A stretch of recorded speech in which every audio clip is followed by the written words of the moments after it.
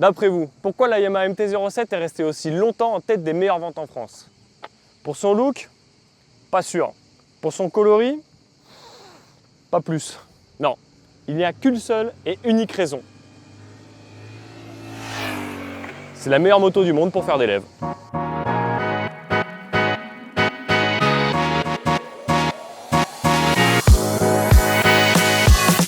Aujourd'hui, je vous explique comment Yamaha a révolutionné la pratique du wheeling grâce à la MT-07 et pourquoi ils ont aussi tout pour démocratiser demain le posé de coude avec le même moteur et la petite R7. On commence par celle que vous connaissez tous, la reine MT-7. Regardez, hop, je me mets en deux, tac, sachant que je suis loin d'être le meilleur en wheeling. Allez, petit coup de cul, petit coup de sirette, et elle monte, elle se cale au point d'équilibre, trop facile. Et vous savez quoi? On a pris deux motos. Et celle-ci, eh ben elle est en A2.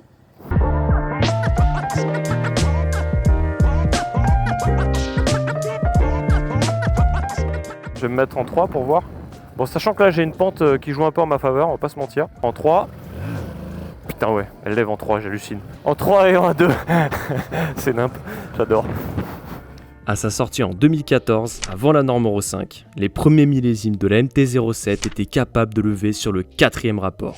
C'était tout simplement une première pour un roadster de cette catégorie-là. À cause et grâce à cela, aujourd'hui, la MT-07 s'est tellement bien vendue qu'on peut affirmer sans sourciller qu'elle a littéralement démocratisé le wheeling. Et d'ailleurs, je suis sûr que parmi vous, il y en a un bon paquet qui ont appris à son guidon.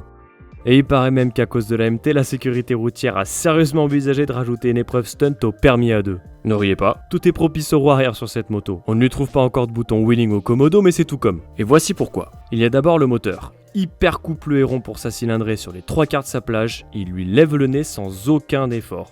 La souplesse de son injection et la précision de sa bonne vieille poignée de gaz par câble permettent de gérer la montée de la roue avant avec une douceur et une facilité uniques dans la production.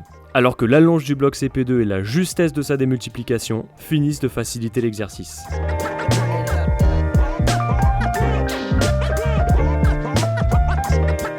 Et la géométrie de la MT aussi contribue à cette propension indécente au wheeling. Regardez, le pilote est littéralement assis à l'arrière de la moto.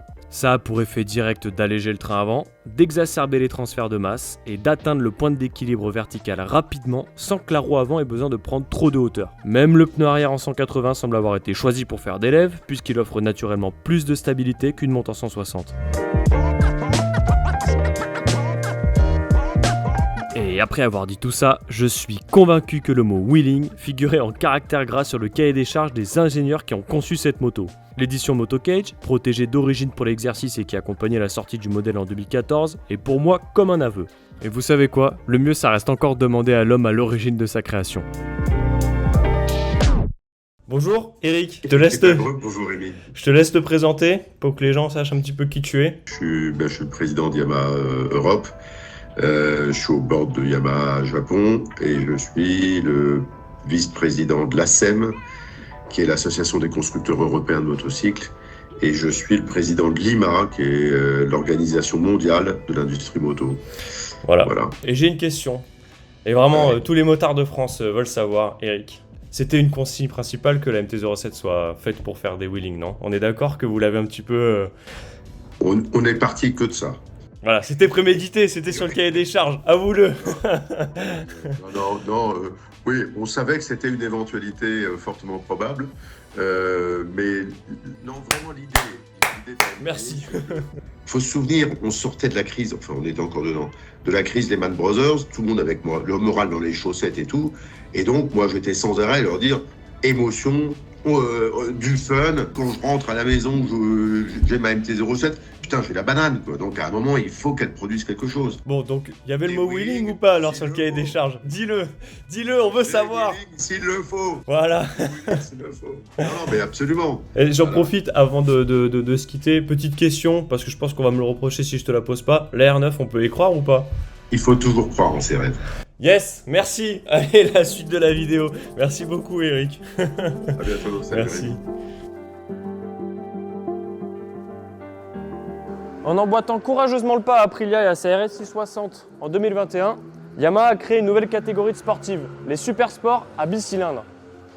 Et avec la R7, croyez-moi, Yamaha tient maintenant de quoi démocratiser le posé de coude. La preuve par l'exemple.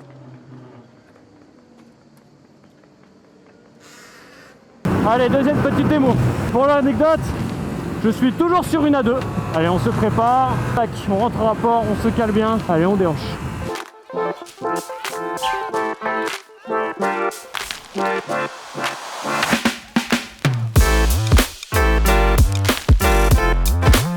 Avec la Yamaha R7, poser le coude en piste devient aussi facile qu'au comptoir. Pour ne pas dire plus évident qu'avec n'importe quelle autre machine de la production.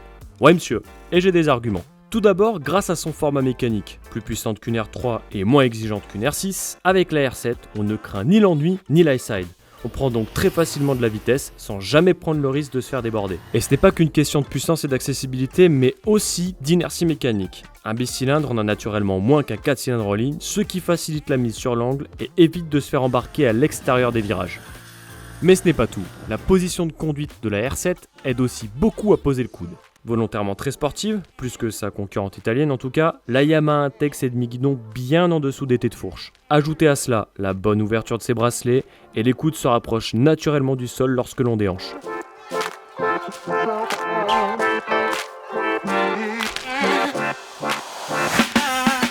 Et puis il y a ce train avant, très généreusement proportionné et qui constitue d'ailleurs la principale différence technique avec la MT-07, c'est clairement la première qualité de cette machine.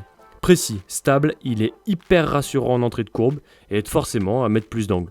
Yamaha et la France ont pas mal contribué à l'histoire du posé de coude parce qu'il se trouve que c'est un Français qui a amené la technique en Grand Prix en premier sur une Yamaha, une TZ250, c'était Jean-Philippe Rougia. Voilà, c'était le petit moment histoire. Mais plus que des exemples à la télé ou dans les magazines, c'est l'amélioration des pneumatiques, l'avènement d'électronique et surtout l'abandon du 2 temps à la faveur du 4 temps qui ont contribué à répandre le posé de coude en compétition et même sur les journées de roulage. Généralement plus lourdes, les braies à la soupape sont plus dures à faire tourner que les pétoires à cylindre à trous, ce qui a amené les pilotes à sortir petit à petit également le haut du corps pour réussir à faire virer leur nouvelle moto un poil plus court. Le posé de coude est aujourd'hui devenu un incontournable du style de pilotage moderne. Preuve en est, la plupart des fabricants se mettent à équiper leur combinaison de sliders de coude amovibles. Mais on va pas se mentir, poser le coude à nos niveaux ne sert strictement à rien. À part faire le beau sur Instagram, ce qui est déjà pas mal. En emboîtant courageusement le pas à Aprilia et à sa RS660 en 2021, j'ai plus mon texte. Il arrive beaucoup trop tôt, donc on va falloir trouver un truc. Pour son coloris, non plus. Il n'y a qu'une seule et unique raison, on est des synchros complets. Le moteur, c'est le cœur.